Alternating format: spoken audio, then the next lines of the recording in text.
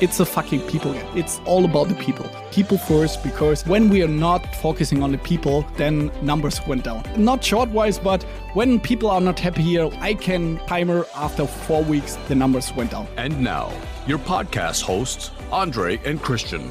Welcome everyone to another exciting episode of Connecting for Future. I'm your host Christian, and joining me as always is Andre. Today I'm beyond excited because we are recording in person at the SNOCKS headquarters in Mannheim, Germany. We have the pleasure of sitting down with an inspiring individual who not only founded a successful e-commerce, but also crafted a unique personal brand on social media. The founder and CEO of SNOCKS, Johannes Kliesch. Welcome to the show. Thank you. Nice introduction. Yeah, in English it sounds even better than in German. A crafted person brand. It's nice. That's why we do it in English. Yeah, exactly. That's the amazing. reason. Yeah. So now being here at the SNOCKS headquarters, I can feel the energy and passion that drives the brand. Actually, Johannes, let's dive into your journey. SNOCKS has become a household name in the e-commerce world in the German-speaking area. And now you even think about expanding outside of the German-speaking locations. What's your plans and what's working and what's maybe not working until now? Well, that's for the start a big question. So why we're doing it? Because at the moment we're doing in Germany roughly like 95% of our revenue. So it's like last year we made 72 million in net sales, so something like 60 million in e-com Germany. And we are the leading socks and boxer shorts company in the internet in Germany. So we're coming to we cannot scale like to the roof in Germany. Like there is a limit. So we are thinking, okay, how we can scale even further, like in Germany with new product categories besides socks and boxer shorts, like sport category and stuff like that. But also our bestsellers bringing to Europe and also in the US. And we started, some years ago with the US market with Amazon. But to be really honest, we're investing like $500,000. And right now we lost, I think, something around 100K. But it's always about personal belongings, because like we had a person, Baf, who has managed the US market for 2 months and it went really well. And then our German team left the company, and then Baf from the US team has to cover the German market as well. And then, the US deprioritized. So we failed right now in the US, but because we do not have any focus on it and nobody is handling at the moment, and I'm truly believe that we can do in the US market Amazon. I think we can handle it, but besides like an online shop in the US, I think that's not possible for us. But we are really good at Amazon and all the marketplace stuff, and I think we can do it in the US. And in Europe, we are doing through like Amazon in France, Amazon in Spain, and something like that. We do this year, I think, like 5 million in sales. It's okay. 5 million, it's good, but in comparison that we wanted to make this year like 85 million in sales, it's not that much. So it's a really focused theme for us and a high priority that we try to conquer all over Europe. So let's talk about focus, because I think I would imagine that focus is not easy to achieve, because you're all over the place. You're thinking about new portfolio elements. You're thinking about international expansion. And I would imagine that it's hard to keep a focus and not get lost in all these exciting growth opportunities. How do you do that? I think the short answer is for every big bet, we have a full-time employee on it. That's a fucked up moment about the US. We do not have at the moment a full-time employee on it.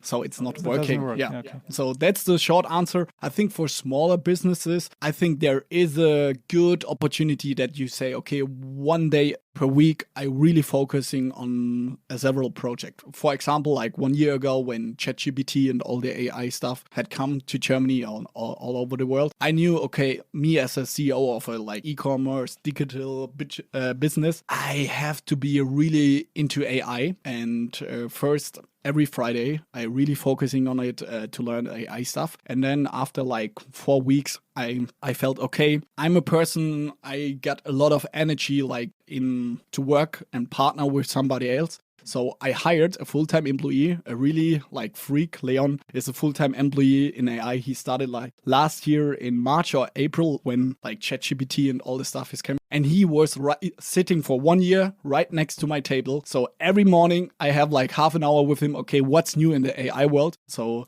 now you know anything about AI. I think I'm quite really good. I'm a really good prompt engineer. So I can handle this really good. But when it's go really in LLM, so in really the models behind it, then I'm not that crazy good. But I really understand all the stuff and how it's working and that's the most important thing for myself. How can I, as SNOCKS CEO, leverage AI for our e-com business? And that was my main goal in the last 12 months in the AI topic. Would that be an advice for anybody to just understand how AI is creating chances for themselves and also for the companies that they're working in? Yes, but not everybody can hire somebody for like a good salary and sit the person right next to me. That's an opportunity, and that's my possibilities to do as a CEO who got the major of our business. So not everybody can do this, but if you have the financial resources, I think that was a good move. It's interesting that you mentioned prompt engineer, right? So the first time we came across this was with Philipp Westermeier 6 months ago on the podcast. He mentioned he's looking for prompt engineers. And now I know why this is such a benefit, having a good experience in prompt engineering. Yes. And Johannes, who inspires you? Wow, that's a really good question. So when I started SNOCKS like 6 or 8 years ago, like a big inspiration for myself was Gary Vaynerchuk. He's a big marketing guy in the US who, like, one of his main topics is trading attention, that it's not about like what you sell, it's about, okay, how you grab attention from the customers. That was a big inspiring, and yeah, it's really important until now, because at the end of the day, e-commerce businesses, trade attention. Okay, what is good money for good value in attention wise? So that was a big inspiration for myself. But over the time, I think it shifted. Like today, I do not consume like content of Gary Vaynerchuk anymore. Today, there are several people. I think my co-founder Felix and we inspired and we were role models each other, because we are hanging out every day like for 12 hours. So yeah. And also like other founders here in Mannheim, for example, like Etienne, Freddy and Alisa, they founded Purelay. It's also a really big e-commerce business. They're living right now right next to us in the same house. We see us each day. So they are also big inspired. And also my fiancée, Belinda, she's getting my wife this September. Wow. And congratulations. Oh, thank you. Did she say yes already? Yeah. Very good. So that's cool. Ooh, yeah. Good thing. Luck for me.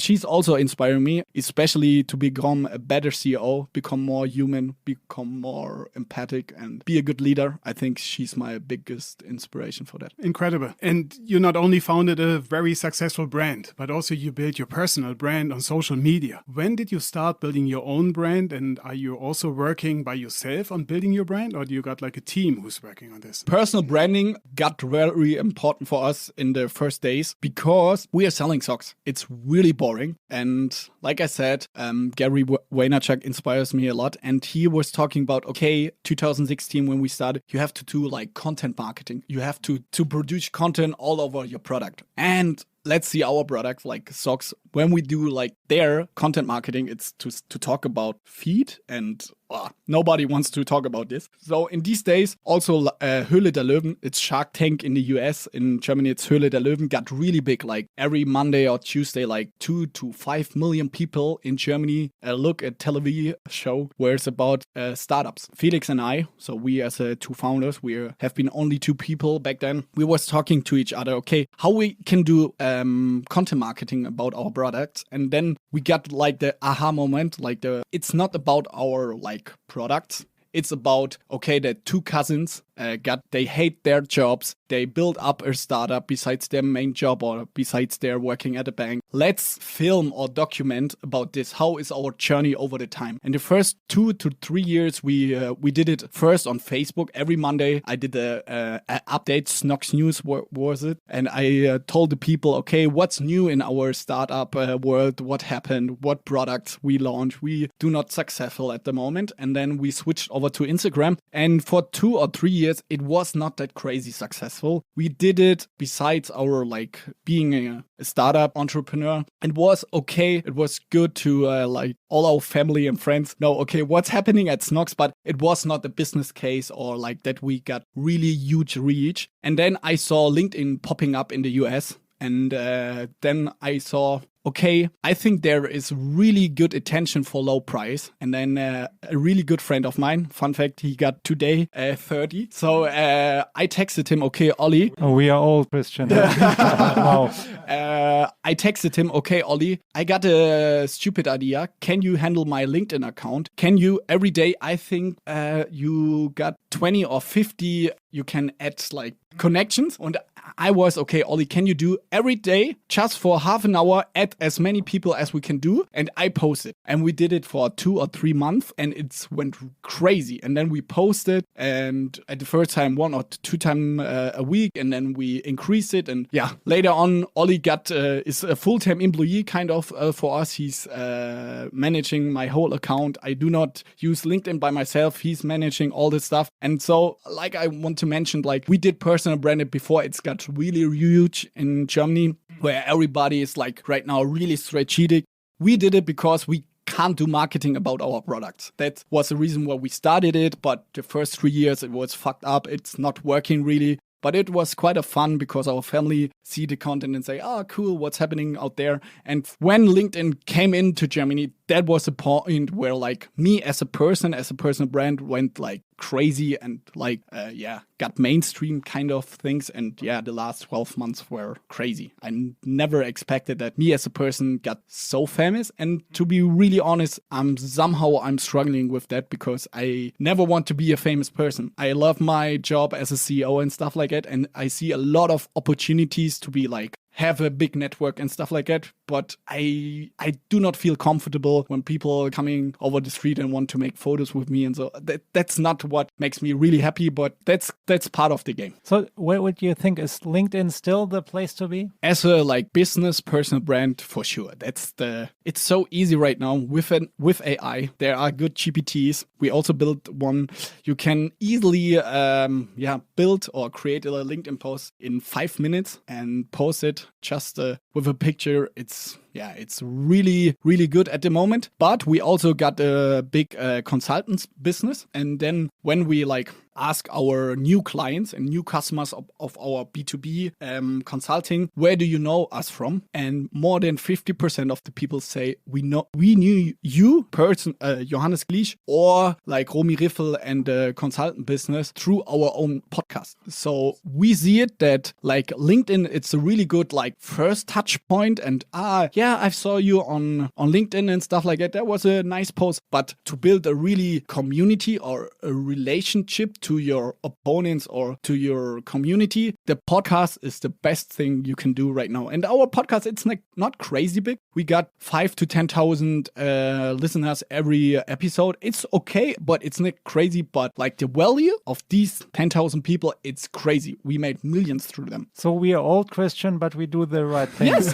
That's what I would. And if we talk about influencer marketing, we are also from a brand, from Vodafone, we are trying to get people also to build their own personal brand, right? We are supporting special persons to have their own brand, corporate influencing. Do you have some special tips or tricks how you can also, not just as a CEO, but also as individuals, how they should create their own brand? So I think like just posting on LinkedIn, it's the easiest way. And me as a CEO, they can do it while working here. So it's a win-win for both sides. And I remember 1 year ago, I posted in our Allgemein channel, so where every people in our company is, that I explain it to them like footballers got a salary from their company. But right now, football players, it's changed over time that their salary depends on how famous they are. For example, Cristiano Ronaldo, like went to Saudi Arabia, he never his salary is, I think, 200 million per year, but he never can earn it with just the football. But it's the merchandising, right? The merchandising, and he as the personal brand. And so I did another example with Mesut Özil when he went from Real Madrid to Arsenal London. He got a crazy deal, but everybody knew he's not at this moment, not the best football player, but he's so famous in Turkey and also in Germany, who got really important for Arsenal London that they got an increase in their fan base. And that was an example I explained internal, because I say, okay, you can increase your market value for a company when you got more LinkedIn followers, because when you're famous and got a positive and good reputation on LinkedIn, when you switch your job, you got really good statements and good points on your list, because I'm really believing it, that especially when you're switching from a startup from SNOCKS and you have 10,000 followers, switching to corporates, I truly believe that you can earn 10% more of your salary when you're famous or a good reputation on LinkedIn, because you as a corporate looking for such a people that are talking good about Vodafone and stuff like that. And that was a good point for the people where after some weeks I see, okay, 20 people, something like that, 20% of our employees posting by themselves on LinkedIn. And then we also got a full-time employee in-house who is Marius, who's supporting all of them. And if you're posting a lot on LinkedIn on yourself, then you got upgraded to Marius, then he's helping you to post even better. So that's our mechanism, how a lot of people internal wise post a lot. And some numbers on that, last year, as SNOCKS, our complete reach on LinkedIn was 50% my account and 50% all the other 20 to 25 accounts of our employees combined. So that's the real numbers. Let's talk about soccer a little more. I read that you want to be the Jürgen Klopp of e-commerce. Yes, but What do you mean by that? I think Jürgen Klopp is stepping down by Liverpool. I'm not stepping down this summer, so this comparison, it's not even fair. But I truly believe that in soccer, the best players in the world, like Haaland right now, or Harry Kane, or Mbappe, they can choose where they want to play. There are 5 to 10 clubs who got the money, who got the reputation and stuff like that. And I think one of the biggest argument why a really, really, really good player switching the club or go to another club is because of their leading team and the football trainer. And I'm a big Jürgen Klopp fan because I think he's really good in football and tactics and so on. But he's also a really, really good person. And that's why a lot of people want to play with Jürgen Klopp, because he's good, but also a really good person. I do not know him personal-wise, but my imagination. And so I say I want to be the Jürgen Klopp of e-commerce, because I want that the best e-commerce people in Germany want to work with me or with SNOCKS while I'm still a good person. That's a great mindset. And I was reading that you usually start at 10 a.m., right? This morning you started at 9 or 9:30, and you also said no meetings before 1300. Correct? Yeah, but we are sitting right now here 11, so it's not the total truth. So I'm starting, that's the truth, 9:30, because I starting with my fiance Belinda, having a coffee, and then went out with our 2 dogs. And so we got a kind of slow morning, and I'm not 6 a.m. club or something stupid like that. I need my sleep, and I need the slow mornings with my little family. And then I say, let's go to business. And I start 9:30, something like that. And I try to not have any meetings before 12. From 12 to 1 p.m., the whole company do the lunch break. That's really important. That's a little hack. We implemented it several years ago, but it's really important because that's the time frame where all people got the pause and hang out together, have fun together. And after 1 p.m., then it's starting the call season, the day. I try to do not have meeting before 12, but right now we got a big shift in our in our leadership team, and I have to cover a lot. So it's not possible at the moment, but normal-wise, yes, that's the truth. You already mentioned some of your mindset, right? Can you share more tips about your management style and how the SNOCKS mindset comes in? Wow, that's a big topic, and it's a big question. I'm really thankful and blessed because I think a lot of the management styles and got I got born with that. I think I have luck that I'm a kind of good leader by myself. Do not like learn a lot, but I think what I teach every week our leadership team in several topics, and one of the biggest thing I always tell them, it's a fucking people game. It's all about the people, like people first, because when we are not focusing on the people, then numbers went down. Not short-wise, but when people are not happy here, like I can timer after 4 weeks, the numbers went down. So I'm really focusing on the people, because we're selling, people sell to people. Like they are buying not the product, they sell to people. And we're really focusing on that. That's one big topic, that when some people got like issues, I directly connect to them. I directly talk to them. I'm not waiting for weeks or something like that, because I know for the person, it's so important that all the other like working stuff doesn't matter anymore. So we really, when somebody got a problem, we like change it right now, talk to them right now. That's I think a big point, and I think that's a lot of like managing people or leader do not focusing on the people. They are always focusing on their KPIs. And I'm a banker. I'm really, numbers obsessed. But I know, okay, when people do not feel happy in your company with you as a person, numbers doesn't matter anymore. That's one big topic we try to implement to all our people working here. And the other thing, more like practical wise, that we have a weekly structure. Like with all leadership persons, I only talk once per week for 1 hour. This hour, it's like with an agenda. It's really structure. It's really bam, bam, bam, bam, bam. And besides that, we are not talking. So nobody never would ask me here when I go to toilet, Johannes, can I have 2 minutes? And then, okay. And then another person. So it's really like, unorganized. So we really have a lot of structure here, because every leadership person know, okay, my time slot with Johannes is at Tuesday, from 1 to 2. All topics I have, I talk with him in this hour. And that's really important that the people got this mindset, because especially in smaller departments or small startups, when they grew up, they got the first like 5 to 6 or 8 people you can handle like this. Okay, I'll talk in the office and stuff like it. But when your department or your company is more than 10 people, it's got crazy. Then like your brain is exploding. So you have to be really, really organized and structured. And that's a really main thing in our company, that we have a lot of fun here, but there are also rules about like there are time slots, and then you have to perform, and that's your showtime. Have you ever experienced people that can't keep up with your speed? For sure. The honest is last year, like we lost 30% of our employees. And also a soccer metaphor, like there is a small club in the German Bundesliga. It's called Hoffenheim. And Hoffenheim went... I was hoping you were talking about Fortuna Düsseldorf.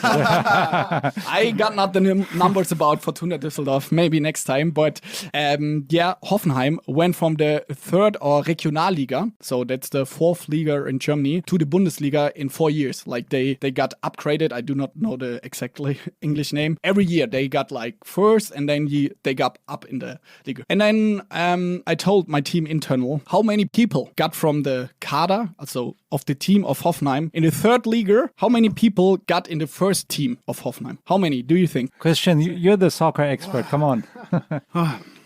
10? 3 people. And they not even started in the first 11, not in the starting of. And that's the comparison I make at SNOCKS. Like your question, you have to be like so crazy fast in self-development, and it's really hard to handle. And over the last years, a lot of people can handle this, but it's not for everyone. And like Hoffenheim, of like a Kader in Germany, in a football team, it's maybe about 30 people. Only 10% handle it in 3 years to play also in the third Liga and then playing in the first Liga. And that's the same in a like crazy growing startup space. It's for the person itself, it's hard. And I do not want to talk in detail about the people, but I want to be also really honest. It's really hard to hang on and get the speed and develop yourself even further and getting better and better. Mm-hmm. You were talking about your leadership team. I read that your CFO just became the co-CEO. What's the rationale behind that move? He got the speed. That's the yeah, that's the short answer. And the long answer, like my co-founder Felix, swift his focus on personal stuff. And yeah, we are really good in contact and everything is fine. But after I think 7 years building up SNOCKS and deprioritize everything else, like personal stuff, all the bit. For his was the point, okay, I want to see something else, not business-wise. I want to focus on personal and private stuff. I want to step down, Johannes. And then we look into our company. Is there somebody who got this, the power and the speed and the mindset? And there was Rehan, our CFO. He got in our really main and biggest leadership team of all over the last 4 years. And right now, Rehan and me are the two CEOs of the company. Felix has stepped down in November, December, or something like that. And right now, there are new people coming. But I think nobody can be angry about Felix, doing a job for 7 years. And it's a fucking roller coaster. That's normal life. And let's see what he's doing next. And Johannes, you mentioned lost 30% of people who left SNOCKS. Is this correct? Yes, it's combination of they left by themselves and we have to find a deal for both sides. It's better. But for me, it's a really, really important thing that most of them are even happier after that. Because imagine soccer, when you're not good enough for the team, somebody passes you the ball and you can pass it back. It's hard for the player itself. You do not want to say to yourself, I'm not good enough. It's hard. It's a really, really hard decision. So sometimes we have to talk in detail with the person. Say, do you think for the next 12 or 24 months, you're the right person in this position right now? I don't feel happy about you right now because I see you're struggling with your team or with your job. And we managed all of the 30 people, something like that, who got even better jobs right now, because it's the same. When you play at Bayern Munich for 1 or 2 or 3 years, then you can go to every other club in Germany after that, because you have been to the Champions League, then you can go everywhere else. And that's the same when you work at SNOCKS, kind of, in Germany e-commerce. When you work at SNOCKS, after that, you got so many headhunters and people texting you on LinkedIn. So you are already the Jürgen Klopp of e-commerce. I think in Germany I got a really good position and I'm really blessed for that. And it's crazy what kind of people want to work with us. And that's really when I have to decide black or white. If we, I would say yes, we did it with Jürgen Klopp. Our personal branding team did a really great job after the last 2 or 3 years. But next year maybe it's another step. I do not know. And I guess a lot of people want to work for SNOCKS, as you mentioned. How many job applications do you get again, roughly? 800 per month. 800. And we hire per month right now 2 to 5 people maximum. So it's hard to come in. And I'm feeling really sad for all the people are texting us. And this morning I had a meeting with a crazy application from one of the biggest fashion companies in Germany. And the person, I asked her, why you want to change? I was, what the fuck? You want to come to us? Your job is fucking amazing. She was, I want to be working with you, Johannes. I want to work for SNOCKS. I would change right away. And I was, okay. That was kind of a moment where you believe as or recognize as a founder, okay, it's crazy. How many people want to work with you? That's meaning a lot for me. And we don't have any e-commerce background, but if we would apply for a job, we know how sales works, right? So do we have a chance? Yeah, for sure. We are searching right now a salesperson. You don't know my e-commerce background, so we have to drink a beer tonight. Quick fire round. Okay, now, Johannes, let's spice things up a bit with a quick fire round. We'll throw 5 unique questions your way, and we want your rapid fire responses. Ready? Yeah, I'm ready to go. I'm not ready yet. Question is not. Question number 1. Amazon. What was the last thing you bought on Amazon, and how often are you buying stuff on Amazon? Light bulbs from Philips Hue, because I'm a techie and I love to do stuff like that. And how often? I think 2 to 3 times a week, something like that. So what's your next business you will start? AI company, maybe? AI? Cool. Question 3. How do you see SNOCKS at B2C, like store-in-store business? Can we soon buy everything from SNOCKS in SNOCKS coffee shops? Yesterday, I got a big meeting about retail, and first step is partner up with different retailers. But when they're successful, then we have a store-in-store concept or our own flagship store. But my stomach feeling is I do not think that our product category is made for stores only because it's boring to buying socks. So let's see. And Johannes, as you just the flow, let's say you will be the next CEO of Vodafone, going away from e-commerce, being more the service provider. What would you do different and why? Wow, that's a really nice question. I would change the price system because you have so many different, to think about more customer centric. Like Tesla, there are 5 to 10 like different. It's numbered 1, 2, 3, 4, 5, 6, 7, 10, something like that. I think that would be, as a customer centric person, would be one of the first. I'm a really happy Vodafone guy, but at home I got Vodafone Unity Media and there I have mobile and then different. And I think that's too complicated on the customer. So you would just simplify the portfolio and reduce tariffs. to the max.